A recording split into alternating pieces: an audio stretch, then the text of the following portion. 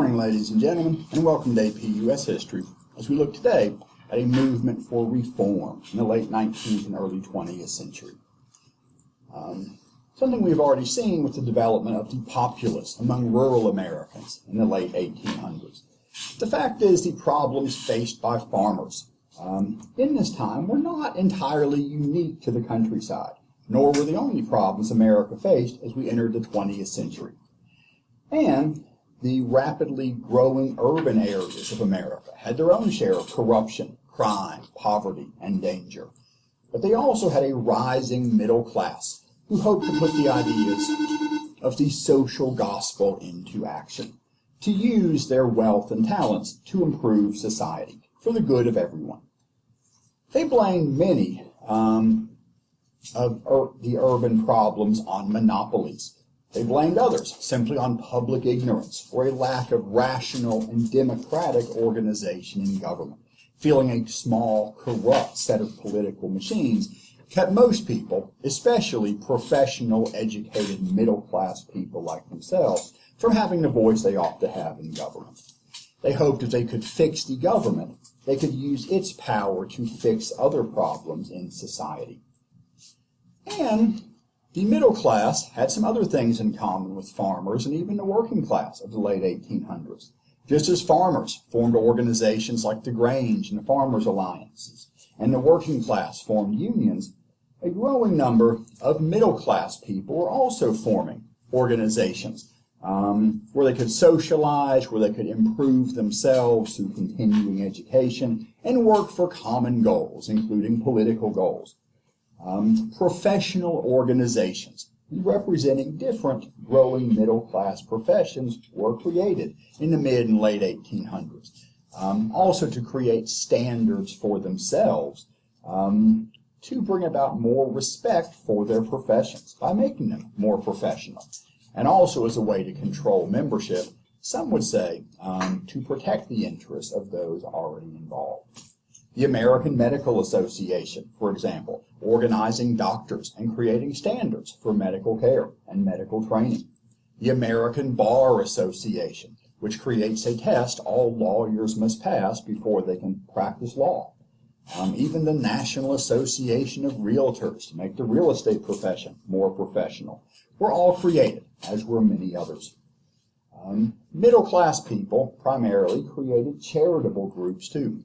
The Young Men's Christian Association and Young Women's Christian Association, the Salvation Army, settlement houses, to try to help out primarily the urban poor and others in urban areas. Some middle-class, mostly, organizations had particular political goals. The Women's Christian Temperance Union, for example, wanted to promote temperance and ban alcohol across the country. The National American Women's Suffrage Association would work for the right to vote for women. And although certainly were upper class and working class members, many of its members were educated middle class women. And as all these groups believed the U.S. government and the local government as well, in fact really mostly local and state governments, could bring about progress, they came to be known as the Progressives. It is worth noting, though, that progressives were a very wide-ranging group, as we described in the late 18 and early 1900s, as a group distinct from the modern movement describing themselves as progressive, although certainly modern progressives take their name and much of their inspiration from the progressives of over a century ago. In terms of policy and attitude, the progressives of the early 20th century, I think, would agree with those of the 21st in some ways and very much disagree in some others. And certainly, individual progressives, both then and now, might agree or disagree in varying ways, as this was a very wide-ranging movement. And, except for a very brief time in the mid-19 teens, was not a political party. It would be better to think of these progressives as having a lowercase p, a wide-ranging movement with quite a bit of difference within it. Again, not, except for a few years in 19 teens, a specific political party. But all of them believe that the government could bring about reform and promote progress. A big change from earlier generations, which mostly felt the U.S. government should stay out of things, and even its state and local government should be relatively limited. One thing that contributed to this progressive movement, both its formation and its success, was the increased level of education in America. There is a growing number of public schools in the United States, creating an increasingly literate population. Likewise, Chautauqua meetings encouraged education, almost as a form of entertainment.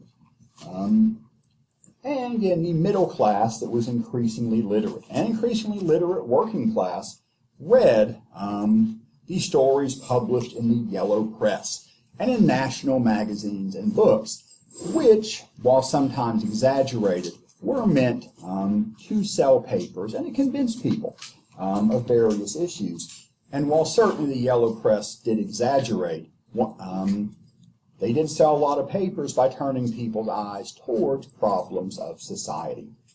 Indeed, there was a group of journalists in the late 1800s, early 1900s who are remembered as the Muckrakers, who have dug through the problems of society to expose them in hopes of reforming them.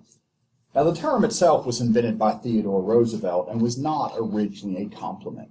He was suggesting with this term that the muckrakers were simply digging through the muck, the filth of society, for its value as excitement, as a way to sell newspapers and magazines. Although, in fact, while he criticized that with this term, in fact, Roosevelt himself was friends with a number of muckraking journalists and often influenced by their ideas, even if he did think some were too sensational or too oriented towards their publisher's profit. Now, one of the earliest of these muckrakers was a man named Jacob Riis. As early as 1890, he published a book called How the Other Half Lives. He had gone through the slums of New York City with his camera, not only writing down and later writing about the problems of the urban poor, but also photographing what he saw and publishing that in the book as well. For the first time, printing presses had the technical capability of reproducing pretty good photographs pretty easily. This is sometimes considered the first work of photojournalism, where the photographs illustrate the subject of the articles, or in this case, the book. And his goal was to show the crowded, dirty, dangerous lives of people living in the slums of New York City, showing them to a middle class who no longer lived aside the working class, as improved transportation and communication had meant that the working class and middle class and upper class no longer often lived together, as in people could live further and further away from their workplaces if they could afford to travel in at the start of the working day. So opening people's eyes to something they hadn't had to look at in a couple of generations. In 1895, Jacob Riis became friends with the police commissioner of New York City at the time, Theodore Roosevelt, and helped to make him more interested in urban problems and reform. And besides the newspapers of the yellow press, the late 1800s saw a growing number of national magazines being published. There had been a few magazines with nationwide circulation since the mid-1800s. But by the late early 1900s, there were many magazines that people read across the country, and they contained a wide range of things. Short stories, serialized novels, so one chapter of a novel after another, or other books published one chapter at a time. But poetry and recipes and all kinds of other things, trying to bring together many kinds of information and entertainment in one publication. And some of these published some very important investigative journalism among the many articles they produced. Some of these could be considered part of the yellow press. Cosmopolitan, for example, was owned by William Randolph Hearst, one of the most infamous publishers of the yellow press in his newspapers. Probably the most influential of these national magazines in terms of muckraking was McClure's magazine, as it particularly sought to promote progressive reform. But some important progressive pieces were published in Cosmopolitan, which was a bit different in the early 20th century than it is today, and Colliers, and Everybody's, and other magazines as well. And McClure's was one of the most influential of these, and one of its first pieces of muckraking was a 19-part series published by Ida Tarbell. And it's a bit unusual, not unknown, but a bit unusual to have a female journalist at this point, particularly one so influential. But she wrote a 19-part series of articles, later published as a book, on a subject very close to her heart. Her father had worked in the oil industry and had been ruined by John D. Rockefeller and the rise of Standard Oil. She published a series of articles, later collected as a book, The History of the Standard Oil Company, published in 1902.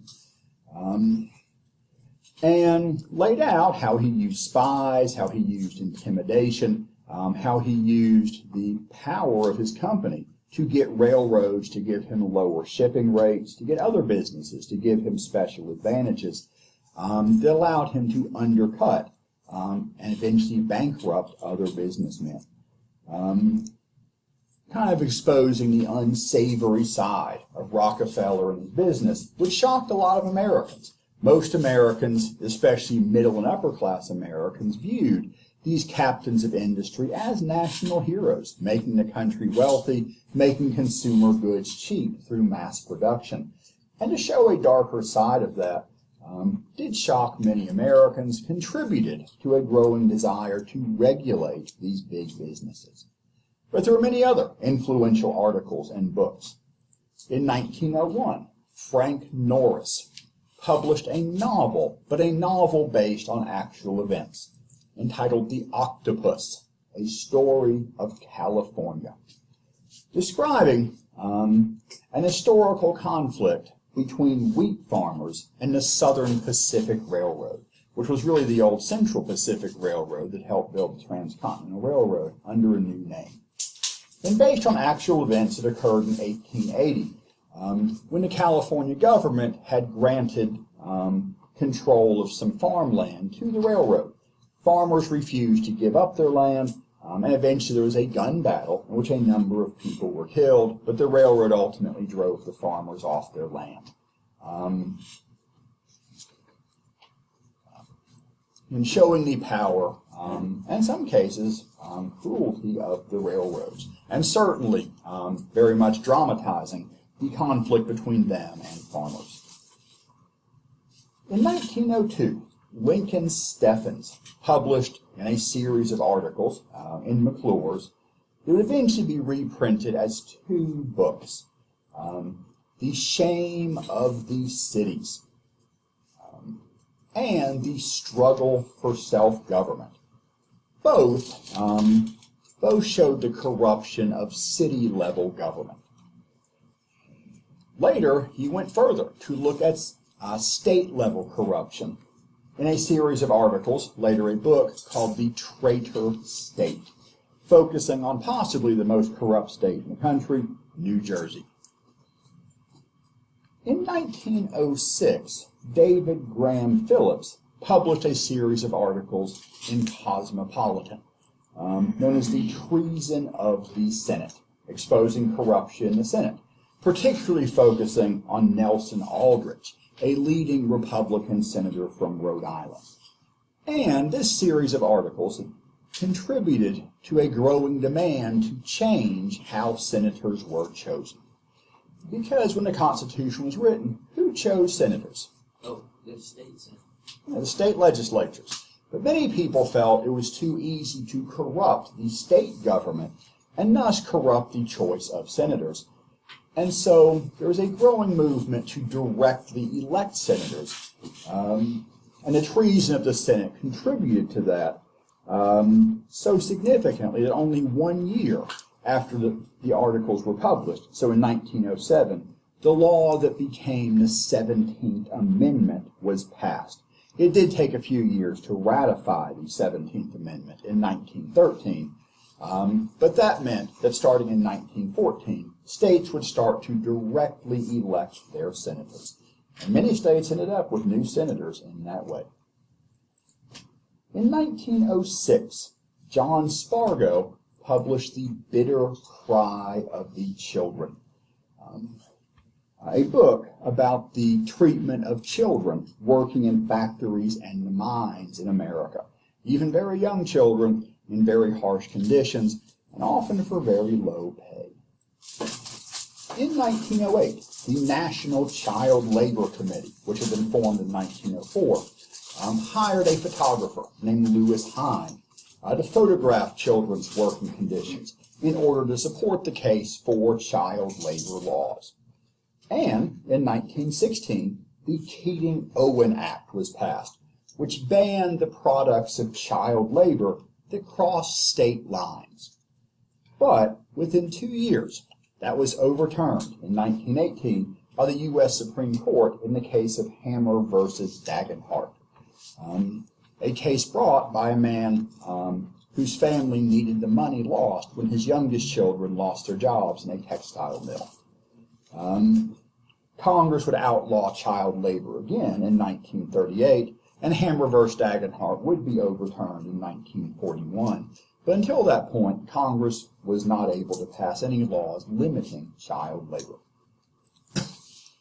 Another muckraker was Stannard Baker. He was mostly famous for reporting on labor issues.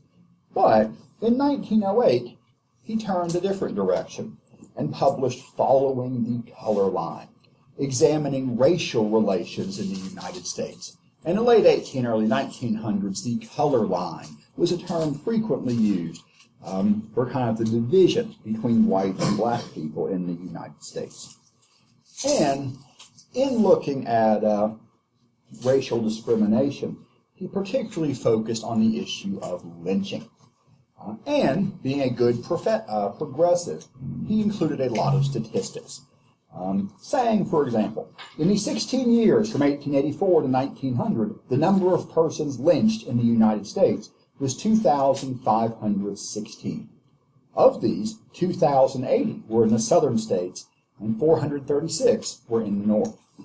1,678 were Negroes, and 801 were white men. And although he doesn't mention it, I bet there were quite a few Chinese on the West Coast. 2,465 were men, and 51 were women. And there was some pressure to create federal anti-lynching laws so that the U.S. government would investigate lynchings where local law enforcement turned a blind eye to it.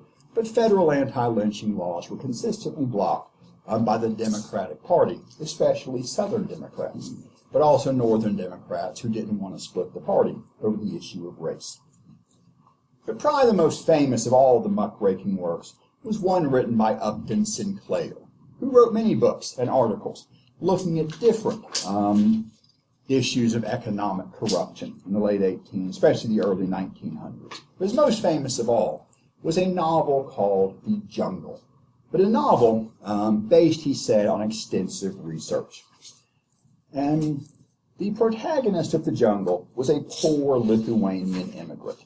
The novel described his hard life in an uncaring capitalist society, the debt into which he sank, the unpleasant jobs that he and eventually all his family, whom he had expected to be able to provide for himself when he moved to America, the unpleasant jobs they and their neighbors were forced into. The most unpleasant of all the jobs described in The Jungle was the work of the main character in a meat-packing plant. The Jungle described the workings of a meat-packing plant, where diseased cattle and other meat, completely without government regulation, went into the packaged meat sent out to consumers across America. He claimed that spoiled beef from dirty factories had killed more American soldiers in the Spanish-American War than the Spanish had. The U.S. government soon launched an investigation of meatpacking facilities in America, and along with the public as a whole, were so disgusted that the government was forced to go further. The meat inspectors sent by the government into meatpacking plants and created a report that, along with the jungle itself, so horrified and outraged Americans that later that year, in 1906, the Meat Inspection Act was passed to regulate the meatpacking industry.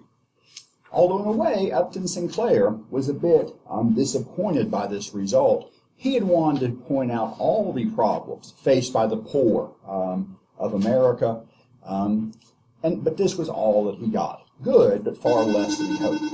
He said, I aim to hit America in the heart, instead hit America in the stomach.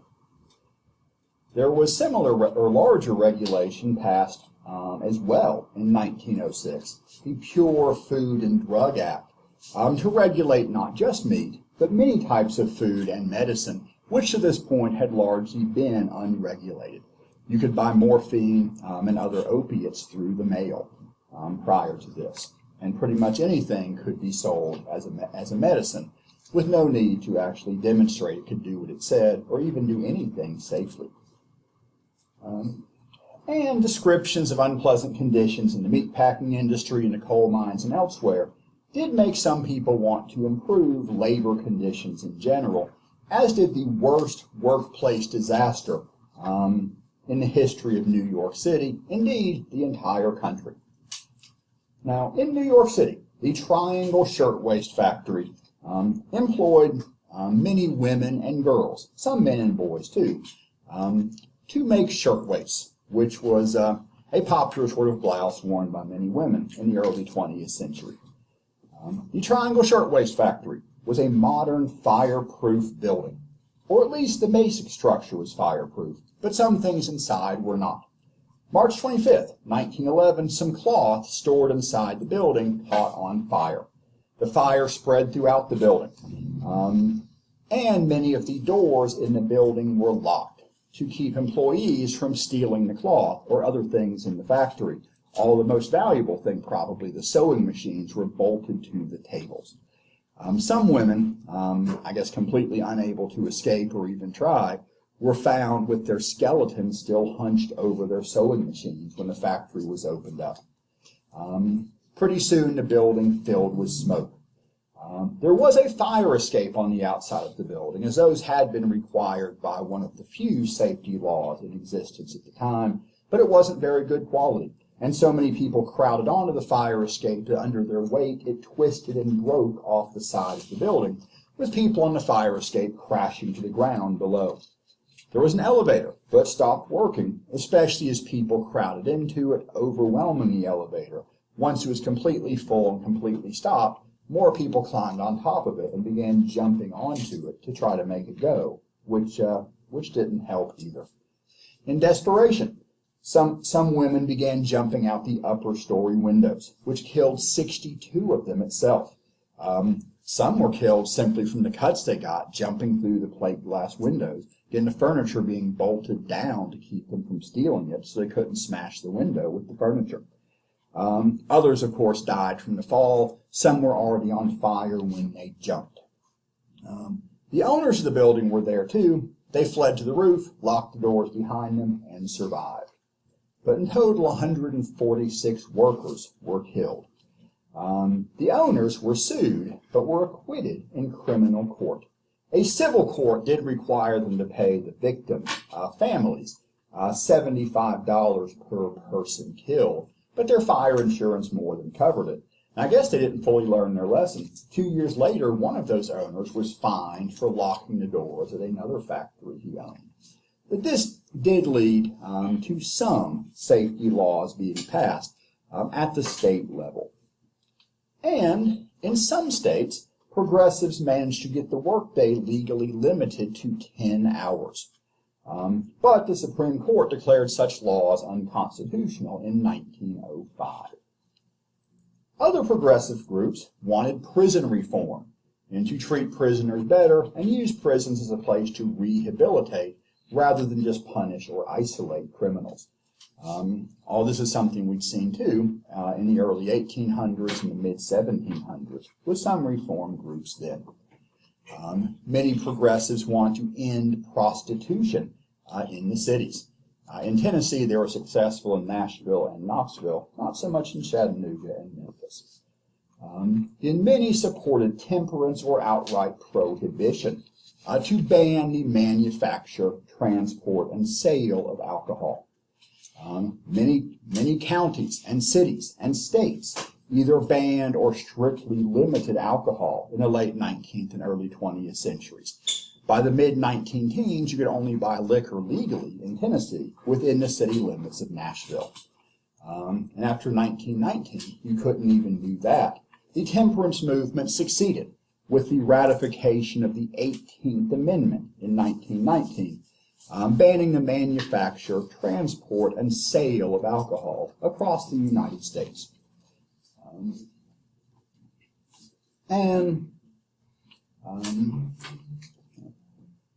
But many progressives, though, felt that more could be done if there were not so much corruption at the city and state and even federal level of politics.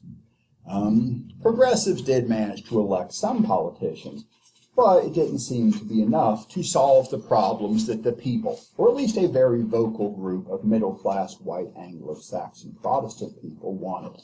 Some people have even criticized the progressives, saying that they were a pretty specifically middle-class white Protestant group, not always interested in the problems of the working class or immigrants or Catholics, and especially ignoring the problems of African Americans. Still, many progressives felt that if government was corrupt, the solution was more democracy. Again, at least for the Anglo-American middle classes. In some cases, literacy tests were instituted. In the South, these were often used to keep African Americans from voting, as well as poor whites who might challenge the existing leaders of the South. But in the North, literacy tests were often used to prevent immigrants from voting, as they might not vote the right way. They might vote, progressives feared, the way the machine politicians told them to.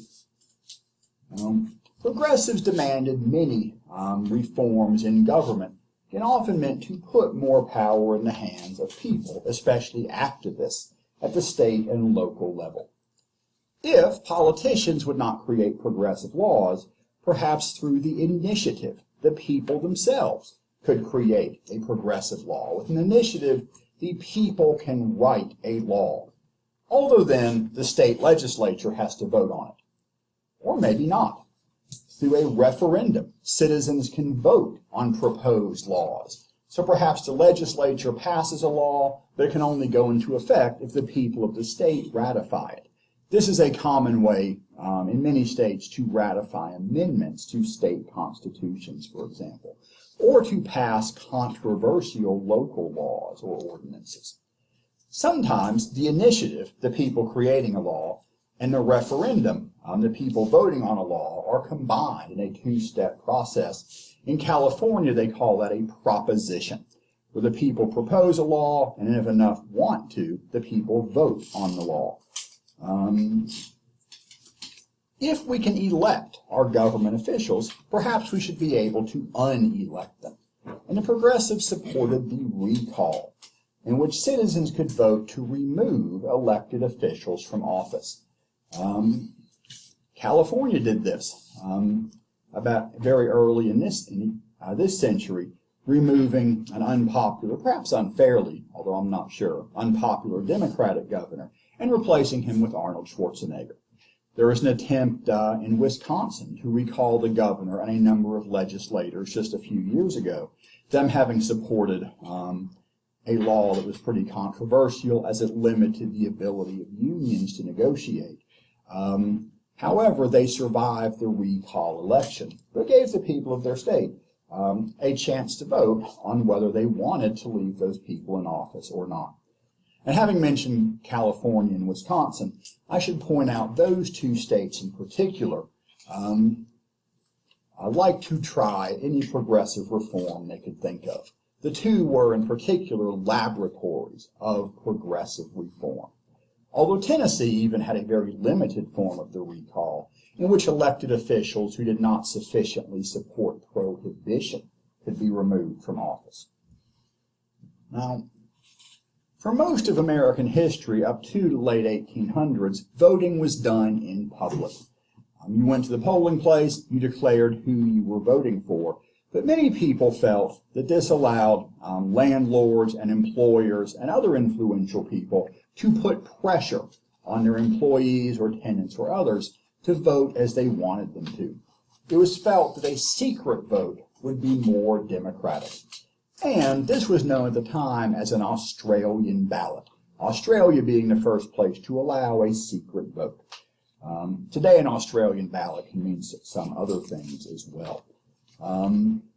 But Australian ballots were adopted over time in the late early 1900s. Another aspect of the Australian ballot was there was a pre-printed ballot provided by the government, so that rather than just going up and saying who you were voting for or taking a party ticket given to you by some political leader, just listing the members of that particular party, you got a form printed by the government listing all the official candidates for office, and thus you could pick anybody you wanted, even vote perhaps for some members of one party and some members of another, and thus be less dependent on the pre-printed tickets provided by political machines. Now, voting is all well and good, but if your only options are the candidates chosen by the existing corrupt political leadership, there's only so much you can do. And so, a growing number of progressives wanted the people to be able to choose not just who should win the election, but who should be able to run for election. And so over time, more and more states adopted direct primaries, in which the people of a state could vote for who should be their party's candidates. So on primary election day, a voter would go to his polling place and declare which party he supported, Republican or a Democrat or possibly some other party, socialist or prohibition or other. And then would go and vote from among several options who should be that party's candidates for governor or congressman or eventually even president, although this did not become widespread at the presidential level until really the 1960s or so. But at the local level, it became pretty common in the early 20th century. And of course, we see this today. And the past few elections in particular have been very vocal in at least one party's primary season. Now, there have been some people who question whether this has turned out to be a good thing. It did perhaps take power from the big party leaders, but some have argued that has led to the choice of weak candidates, or sometimes of radicals or other outsiders disrupting their party leaders' choices. Even if some outsider didn't necessarily get the party nomination, he might weaken the main candidate. For example, in 1972, Democratic primaries chose George McGovern, but he turned out to be a very weak candidate at the national level. In 1992, Pat Buchanan, a very conservative Republican, challenged George H.W. Bush to get the Republican nomination. Bush kept the nomination, but went to run for re-election, but he was weakened by that challenge. In 2016, Bernie Sanders' challenge to Hillary Clinton was seen as weakening her among many Democrats. And of course, in 2016 as well, Donald Trump was not the choice of most Republican leaders at the time. And some political scientists have argued this is the exact opposite of what the Founding Fathers would have wanted, with the Electoral College preventing people from getting too big a voice in the government. And possibly, the most motivated and thus most radical members of each party having the biggest say in who would run for candidates, possibly pushing both parties in more extreme directions.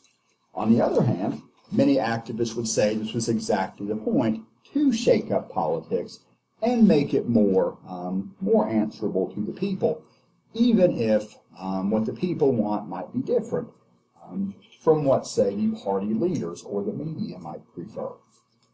As already mentioned, the progressives won the direct election of senators, again believing that would take power away from more easily corrupted state governments. Some states did this on their own. And again in 1913, this was required by a constitutional amendment. Here we see Tennessee's first two directly elected senators get under the terms of the 17th Amendment. Although some people felt this too would make the Senate too responsive to popular pressure, the Senate being felt was supposed to be the more deliberative and rational and sensible of the two houses of Congress. Many progressives wanted women's suffrage. For one thing, many of the reform movements that made up the progressive movement did involve many women. Middle-class women with an education, but no need to work outside the home to provide for the family, got involved in many reform movements, the child labor movement, the temperance movement, the settlement house movement, and others. And that gave them experience in political activism, and some wanted to take that all the way with the right to vote. And many male progressives felt the same, because women, they believed, would support progressive causes. Women's voting would strengthen the progressive vote in general. Also, the notion of the woman as the angel of the household in the cult of domesticity that had grown across the 1800s declared that women were more moral than men, more morally good, more nurturing, more loving. And so if women are involved in politics, the more moral sex will clean up politics. Although there were some who worried that rather than women cleaning up politics, politics might corrupt women. Still, in the late 1800s, some states began allowing women to vote. A growing number permitted it in the early 20th century. And in 1920, the 19th Amendment allowed women to vote in all elections nationwide. The progressives would manage to pass 4 amendments, sometimes described as the progressive amendments, the 16th, 17th, 18th, and 19th. While we've skipped the 16th Amendment, we'll come back to it soon. So there are more progressive amendments than there are Civil War amendments, as we sometimes refer to the 13th, 14th, and 15th Amendments. Some progressives wanted cities to be governed not by a single mayor, but rather by a city commission, or sometimes called a city council, and a small group of men elected to run a city, and hopefully kind of educated, professional, middle-class men of the sort who progressives tended to be. The first place to try the city commission system was Galveston, Texas, where in 1900 the Galveston Hurricane killed between 6,000 and 12,000 people in the deadliest hurricane in American history. Rebuilding the city was seen as too big a job for a single mayor, and thus may be better suited for a commission. And in some places, a growing number of places, city commissions, or occasionally other officials, began to hire city managers. While a city commission is hopefully made up, the progressives would say, of educated middle-class professionals, they're still professionals in different things, maybe lawyers, maybe doctors, maybe engineers, all of whom might have some knowledge about how to run a city. But as society became more and more professional, urban development and city planning, civil engineering became professions in and of themselves, and some city commissions began to hire a professional city manager, somebody trained in the practical matters of managing a city. And these men would often stay on the job for years, maybe decades. City commissions might come and go, with elections every couple of years, but a city manager might set the course of a city for years or even decades.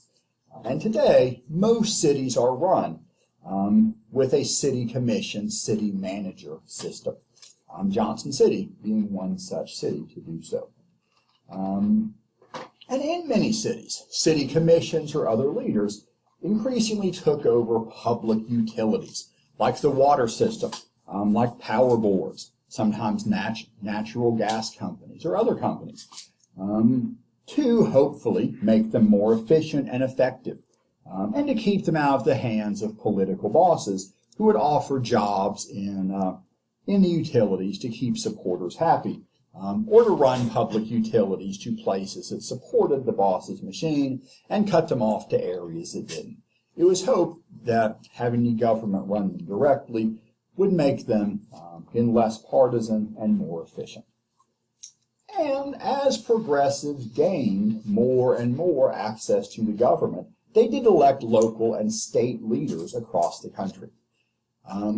Here are a number of progressive state governors of the early 20th century. Robert La Follette, known as Fighting Bob La Follette, was a progressive Republican who governed Wisconsin. I wish to point out that progressives, being a very wide-ranging movement, had both Republican and Democratic members. Likewise, there were many Republicans and Democrats who were conservative. So, a system was developing in which each party was to some extent divided between a conservative wing and a reforming or progressive wing. So that in some cases, conservatives in one party would have more in common with conservatives in the other party than they had with progressives within their own party.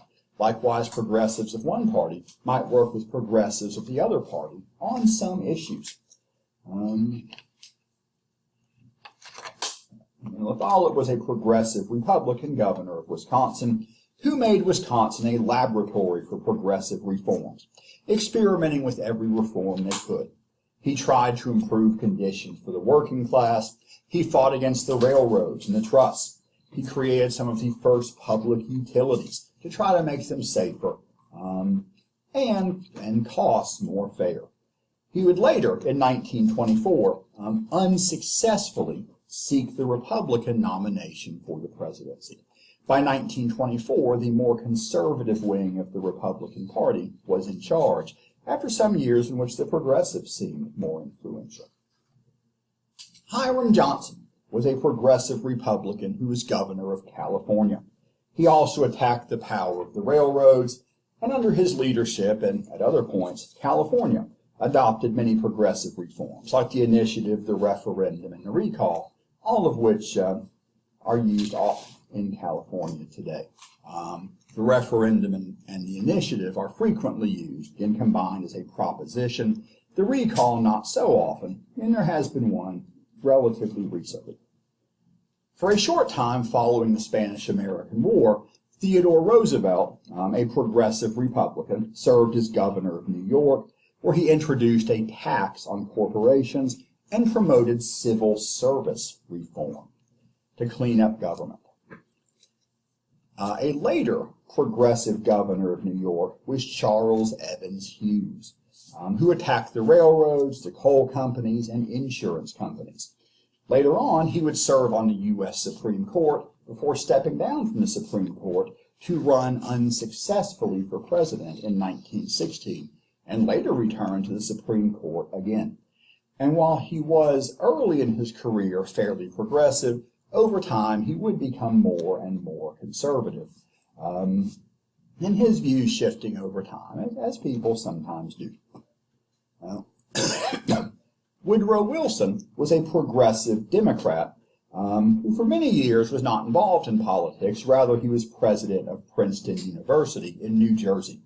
But there came to be so much public scrutiny of the political machines in New Jersey that machine politicians had him run for governor and saw that he was elected. Wilson having a reputation for honesty and strong moral character, it was hoped that he would be kind of a good front for the Democratic Party to make it look like they were cleaning things up. To the surprise of the party bosses, he actually did try to clean things up once he was governor. And so to try to put a stop to that progressive reform in New Jersey, they promoted the idea of him running for president of the United States instead, to get him out of the picture. Although less famous, Tennessee had progressive governors as well, quite several of them. In the 19 teens, Ben Hooper was a Republican governor of Tennessee. Very rare in the South to have a Republican governor, but happened the previous Democratic governor had not supported temperance sufficiently for the people of Tennessee, so they elected somebody who hated alcohol even more. And Ben Hooper supported prohibition, school reform, banking reform, and to modernize the state, changed our method of execution from hanging to the more modern scientific electric chair. But he is a Republican in the South. He only gets one term, and so is replaced by the progressive Democrat, Albert H. Roberts, who oversaw Tennessee ratifying the 18th and 19th Amendment. Indeed, that would be under his leadership that Tennessee became the decisive state in women getting the right to vote, although that was controversial enough that after that he was not reelected, both because of his support for women's suffrage and his support for tax increases to pay for these progressive reforms. And progressives would finally attain national leadership too, although at first not through democracy. In 1901, William McKinley had recently been reelected president. A Civil War veteran, a high tariff, low tax, gold standard Republican. He went in the summer of 1901 to the Pan American Exposition in New York, kind of a World's Fair, celebrating friendship amongst the countries of the Western Hemisphere. And there he met an unemployed son of immigrants, Leon Czolgosz, a man who was an anarchist. Indeed, so committed to anarchy that the other anarchists thought he was a little bit weird and thought maybe he was a spy who was faking it. He was almost an anarchist nerd. And so he decided he would prove that he was truly committed to the cause. And so he bought a gun. As an anarchist nerd, he bought the exact same kind of gun used to assassinate the King of Italy some years before, and went to Buffalo on a day that President McKinley would be receiving guests. There was a scheduled time for people to meet the president and shake his hand. Czolgosz got in line with his gun in his hand, wrapped up in a bandage. When he got close to the president, he reached out his bandaged hand. William McKinley, seeing the bandage, began to stretch out his left hand to shake that way. Czolgosz fired his pistol twice into McKinley's stomach. Czolgosz was nearly beaten to death by the crowds until McKinley told them not to beat him to death, that he would be fine. They pretty easily removed one of the bullets from McKinley, but the second was pretty hard to find, and although the Pan American Exposition was celebrating all the technology of the 21st century, the operating room at the Exposition Clinic did not have electric lights, and so it was hard to see to operate. So he left the second bullet in McKinley's stomach. They feared removing it would do more harm than good. Like James Garfield, McKinley got surprisingly bad medical care, even by the limited standards of the day. Still, he seemed to be recovering, and held on for nearly a week before going into shock and dying at 2:15 a.m., September 14th, 1901, 8 days after being shot. He survived the bloodiest day of the Civil War to die at the age of 58. After William McKinley's assassination, the United States government finally began providing full-time security to the president, and Leon Czolgosz was convicted of murder and executed in an electric chair, this being the 20th century. And they were so angry that afterwards they dissolved his body with acid. Also out of fear that if his body was intact, anarchists might dig it up and use his corpse as a symbol of their cause. Upon the death of McKinley, his vice president, Theodore Roosevelt, became president. At the time, he was camping in the mountains to show his confidence that the president would recover. They had to send somebody running up the mountain because there wasn't a road good enough to reach his cabin. At this point, he had already demonstrated he was a progressive. He'd been a former New York assemblyman and governor, New York City police commissioner, U.S. Civil Service commissioner, assistant secretary of the Navy. Was also famous as an author, a naturalist, as well as a cowboy and a war hero. They had made him vice president, in fact, to get him out of the way. The New York machine politicians wanting to push aside this reforming governor, figuring that as vice president he would never be heard from again. Instead, he would change America.